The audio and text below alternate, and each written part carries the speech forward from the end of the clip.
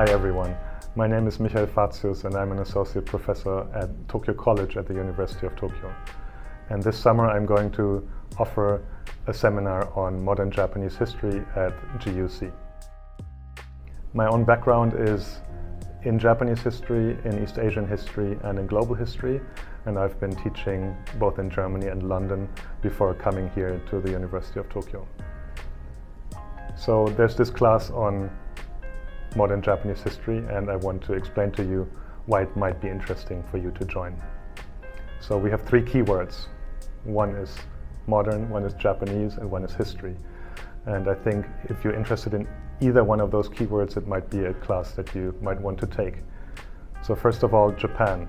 If you're interested in Japan, history is obviously very important to know because it gives you a richer understanding of Japanese culture and even of contemporary Japanese society. In part, that's because of the pop culture and all of the different ways in which history is being taken up in different formats, from movies to video games. But the other part is also in understanding some of the political issues that are happening in East Asia at the moment, from issues about borders to things like memories of World War II, which are very different in Japan, Korea and China, and because of which there are often different problems that arise on the political level. So for all of these different reasons, if you're interested in Japan, taking a class on modern Japanese history will deepen your understanding. The second keyword is history, and that's kind of obvious. So if you're interested in history, this will be a fun class for you either way, because it will just offer you a lot of interesting stories about what happened in Japan in the last 150 years. And it has been a time of so many different monumental events and periods and developments, starting from the Meiji Restoration to things like World War II and the Japanese Empire and the period of Japanese colonization, to post-war reconstruction, the beginning of modern Japanese pop culture, and things like the Showa bubble and the end of an era and the big shifts in Japanese society that happened since the 1990s. So we're going to dive into all of these different aspects. And the third one is modernity. So modern means the modern world, right? So this course is not just about Japan, but in many senses Japan can be a case study to understand all of the big phenomena and trends that shaped what the modern world is, starting from globalization to industrialization, to things like empire and colonization, to cultural exchange that happened on a global level.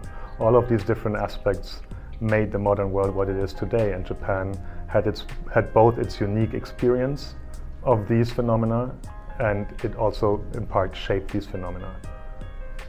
So if you're either interested in either of these, please consider joining this class.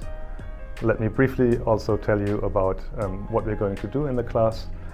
We're going to have one initial session where we're thinking a bit about the canon, so the most important names and dates and events that you need to know that will just pop up in any conversation about Japanese history. But then in the main parts we will have different keywords that will cover a lot of different aspects from a wide array of angles. Things like water, but also protest, animals, empire and war obviously, but also consumption. So all of these different keywords will give us an interesting window to study the same broad period of modern Japanese history. And we're not just going to have a lecture format where I'm going to give you the newest research about Japanese history, but also we'll practice history together a bit. And practicing history means, in this case, looking at sources together and trying to understand and interpret them. But also, what's very important for historians, understanding different viewpoints. All historical actors have different ways of seeing the world that shape how they act. And we're going to try to understand what a Japanese politician in the 19th century might have thought about globalization, for example. So I hope you will join me in summer of 2024 here in Tokyo.